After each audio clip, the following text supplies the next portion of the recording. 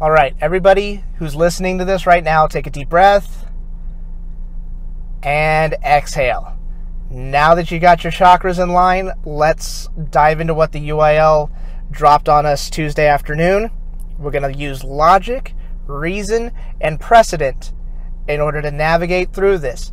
Disclaimer, I have zero inside information of what the plans are, or what UIL's plans are for reopening schools for marching band activities. Zero inside information whatsoever. So if something I say today actually comes true, just consider me really, really, really lucky. With that being said, good morning again, Daniel Valdez again. It's a pleasure and honor to talk to you, whether you're on the YouTube page, youtube.com/the Danpodcast, or whether you're on Apple Podcasts, Google Podcasts, Spotify, all those fancy podcast platforms. This whole thing's sponsored by Anchor.fm, so thank you to them for hosting it. For those of you who are tuning in for the first time, which I imagine there's going to be some today, my name is Daniel Valdez. I am one of the admins, one of the moderators, and one of the live bloggers for TexasBands.com. You know those guys that go to all the BOA Texas regionals and the state contest and the Grand Nationals thing, and we do the live blogs. I'm one of them, and I love my team, and I'm hoping we get to do this. This season. What the UIL dropped on us Tuesday afternoon is one step in the correct direction, but we need to slow down, logic, reason, precedent, and we're going to go through this, and hopefully I do a good job of trying to explain this stuff. As of today, as of Thursday, there is nothing else that the UIL has released except for this statement that dropped on Tuesday afternoon. Quote, UIL is aware of Governor Abbott's May 18th announcement and is actively working with appropriate state officials to allow schools to begin limited summer strength and conditioning and marching band activities on June 8th, 2020. Yay. I added that myself. As soon as the details of that plan are finalized, UIL will release them to schools and to allow time to plan and prepare for bringing students back to campus for these purposes. And the peasants rejoiced. We shared this on social media, I want to say less than 15 minutes after the UIL posted it, and needless to say, most people were pretty excited. I know on my personal Instagram page at Danpodcast, it was the most shared post I've ever had on social media, easily. More than giving out Grand National results or anything like that. Like, it was pretty intense. The kiddos are happy, the parents are happy, the directors are trying to figure out what to do, and everybody's got a different opinion on this. Let's start off by this. Let's start by saying this. Whether you're on the yay, marching band is back, and we're going to have a full season, or whether you're on the side of, hey, this is way too soon and we're putting kids unnecessarily at risk, I understand both sides. Both sides are validated. You have validation. I'll give you all the validation you want. I'll give you a big bucket of validation. It's all yours. I understand where you're both coming from. So let's talk about this rationally, reasonably, and with precedent. So let's figure this out. Limited summer activities. That's not the photo. There it is. Okay, sorry. All right. Limited summer activities. That could mean anything. That could mean absolutely anything. It could mean, hey, you can only gather once a week. Or, hey, you can only do this twice a week. Or, when you do it, you can only do it for a certain amount of time. Limited also could mean the actual activity that you're doing. It could just be, hey, no horns.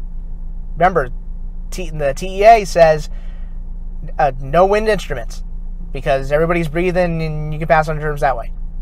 So, obviously that could change, but you're going to be looking at some restrictions. Everybody who thinks that June 8th is going to be the shotgun start for the fall 2020 season, that ain't going to happen. Again, no inside information, but you have to look at precedent. Here's what I mean by that. When the state of Texas has reopened a section of business, whether it's a restaurant or a hair salon or retail space or a Great American Cookie Company, there have been, anytime they do that, they give you a checklist of mandates, guidelines, restrictions, all that stuff. You want to play ball? You want to open up? Guess what? You got to follow these rules. And most of them are, hey, we're not going to just let you're not going to be able to go at 100% capacity and put all the tables together and all that stuff. There's tons of restrictions. There have been tons of restrictions for phase 1 of opening up a place. Restaurants open up with 25%, and we see how things go. Okay, you can do 50%, but you still got to social distance, and there's all sorts of stuff you got to do. The marching band activities are going to be no different. I'm pretty sure that the state of Texas is not going to allow 300 marching band kids to congregate in the band hall and play their instruments on June 8th, 2020. That, to me, does not seem logical. Again, we're looking at the precedent of what the state of Texas has done by reopening certain businesses and activities and whatnot. So, for those who think that we're guaranteed to have a fall 2020 season, nothing's guaranteed yet. Remember, perspective is everything. So you got to keep this stuff in mind. It's going to be baby steps. It's a step in the right direction, but baby steps. So what type of restrictions could we be looking at? We could be looking at time restrictions. We could be looking at physical restrictions. Is this stuff going to be remember, this stuff can't. I doubt that the state of Texas, I doubt that the UIL is going to say, well, everybody's got to report on June 8th, 2020, and it's mandatory. I'm pretty sure that the UIL is going to tell us, hey, this stuff's voluntary. Now, for the marching band, let's say it's voluntary. Now, the directors have a responsibility, and they have a big decision to make. If they decide to go on June 8th, they say, hey, you know what? If we're limited to just doing fundamentals outside, then we're going to go on June 8th. What about those kids whose parents are not down with that? What about the kids that are immunocompromised? They have compromised immune systems. I hope I said that right, and if not, I apologize. Are they going to be missing out on a marching spot because their parents or doctors are not going to be able to sign off with them being around people? You're going to have to socially distance. I have a feeling social distancing is going to be one of those things. It's, like I said, every time they've opened up a section of business, social distancing has been the number one key. You got to keep people apart. 6 feet, I believe that's 2 yards, if I remember my remedial math, so you can chalk that out on the football field however you want. I think that rehearsals are probably, whatever you decide to do starting June 8th, you're probably going to have to be outside. Let's think about this. You put people inside the band hall, guess what you're going to have to do after all the band students leave? You're going to have to deep clean and sanitize that entire building, no matter how long you're in there. Like deep clean.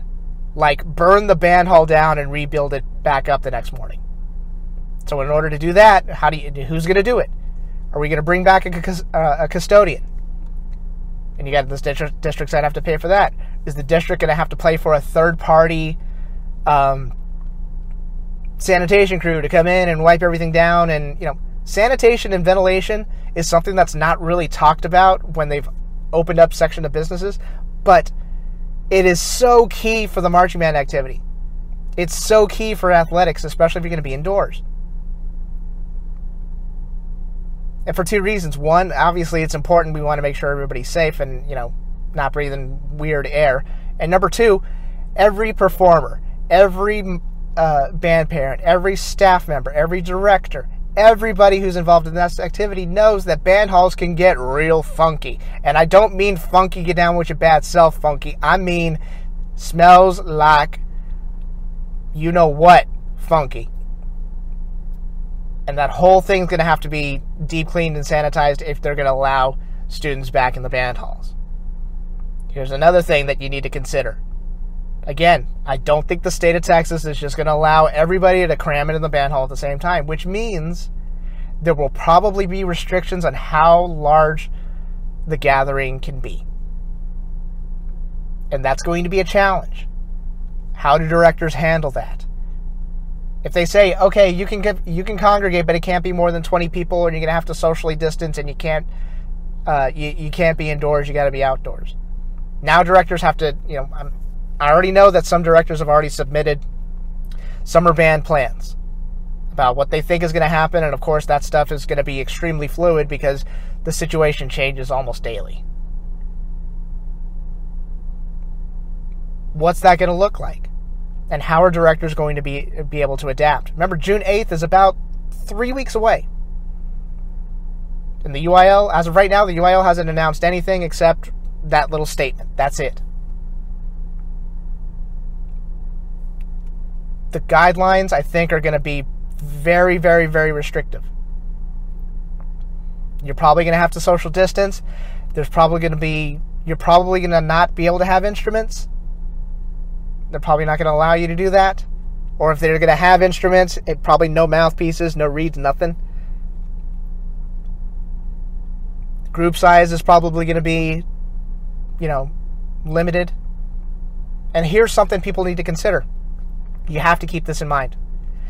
Just because the UIL says, hey, you can gather on June 8th and here are your restrictions, that doesn't mean your school district has to go along with it. There's plenty of rumblings, there's plenty of talk about some school districts saying, hey, I don't want anybody here for the summer. So what's that going to look like? What if your district says, hey, schools are closed until whenever, till July or whatever? I mean, what's going to happen then? Are you going to storm an Area 51 at that point?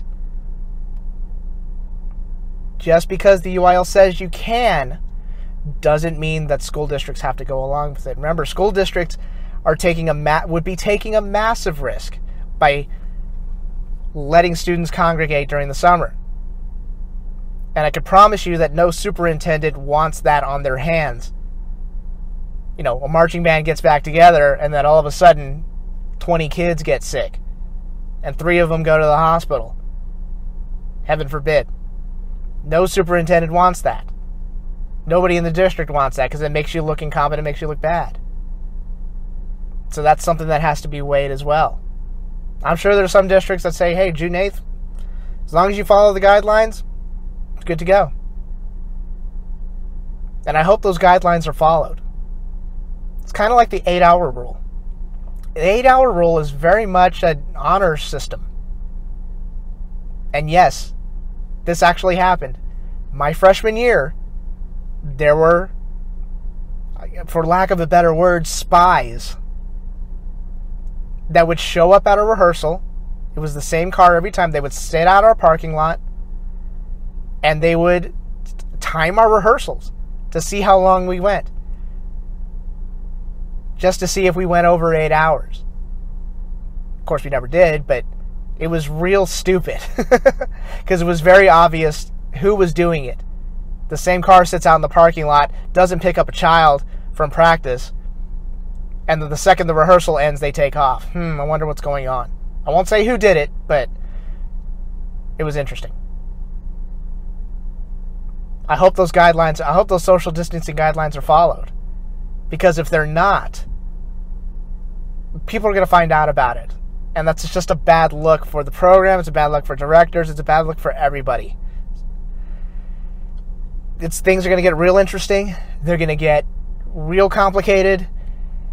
Like I said, this is not just going to be the shotgun start where you're going to be able to go inside the band hall and start blasting your horns like the good old times. Things are different now. Unfortunately, they're different now. And school districts have a big decision to make whether they want to take the risk to, even if it's a small group.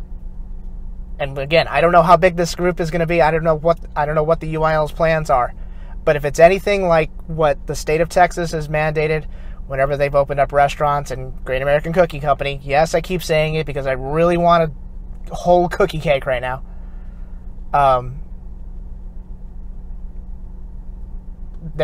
Everything that they've been doing is just, very small steps.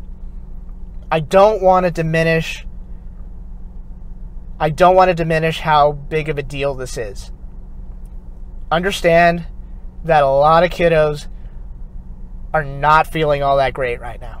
That weren't feeling all that great until Tuesday at about 12:48 p.m. They got to go to Zoom classes. They got to, they're stuck at home. They can't see their friends. They're staring in front of a computer all day. They're around their parents constantly. Don't worry, parents. I think you're the salt of the earth. I think you're wonderful, but even kids need their break from you. It's part of growing up. They've had nothing to look forward to. And then there's finally light at the end of the tunnel. There's something to grab onto. There's something there. At least we could get something. Mental health is very not talked about in general. This is a good thing for the kids' mental health. They need something to look forward to instead of, okay, well, I'm going to be staring at a screen, and then I'm going to be shouting into the camera. Oh no, sorry, you go ahead. No, you go ahead. Oh, I'm sorry, I didn't mean to interrupt you. Well, you're still doing it because there's a delay in the Zoom app. These kids need something to look forward to. And yeah, June 8th is probably going to be one of those things where it's, you're not going to be able to do much, and it's probably going to be with a limited number of people, but it's something. It's something. It's something that was needed. Remember our first step, and I've talked about this last week, or in previous weeks, sorry. We needed to figure out what was going to happen. When everything started, we needed to figure out what was going to happen for concert site rating. Then we needed to figure out what was going to happen for school. We got through that. Then we needed to figure out what was going to happen with summer band. Now we kind of have, again, baby step of what we can anticipate. You're probably looking at small group sizes. You're probably looking at outdoor rehearsals. You're probably looking at time restrictions and all sorts. You're going to look at a lot of restrictions at first. We need to get through the summer before we can even talk about the fall. And I've got thoughts on the fall, and there's going to be so many things we need to talk about in order to get to even begin a fall 2020 season. We'll talk about it when it's appropriate. And, trust me, those are going to be very long episodes. Or I'll just break them up into parts. I don't know. I haven't decided yet. But I just wanted to get out ahead and just, talk to you all about this. Again, logic, reasoning, and I forgot the third thing. Precedent. There it is. My memory's going. Just trying to talk about this as rationally as possible. Because everybody thought, the second this broke, it's like, okay, grab your instrument, let's break down the band hall doors and let's start playing. It ain't going to be like that. We got to take baby steps, and you got to prove, essentially you have to prove that marching bands are going to be mature enough to handle this. Because the second we let marching bands get together and kids get sick or something weird happens, that stuff can be taken away. And nobody wants that. So we'll see what the UIL decides. We'll look over guidelines. The second that stuff gets passed down, we'll go over it in detail and we'll talk about what it means and all that fun stuff. Until then, we've just got the statement. We have something to look forward to. So now we wait, we anticipate, and hopefully after listening to this, we kind of, calms our nerves a little bit and brings us back down to a little bit of reality, a little sense of normal, the new normal as they call it, whatever. Other than that, I'm done here. I'll talk to you all next week or whenever these new guidelines get passed. This summer's going to be really exciting. Summer's going to be really exciting, especially for anybody who listens to the show. We'll go over guidelines. We'll go over all that stuff when it's released. I have something, I don't want to say special because I don't consider myself special or anything that I do special, but I do have something planned for the seniors of the senior class of 2020.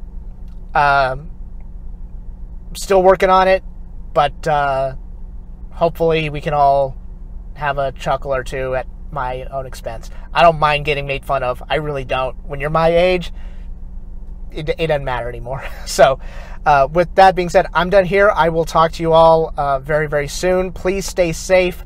Please take care of yourself. Please keep washing your stupid hands and quit touching your dumb face.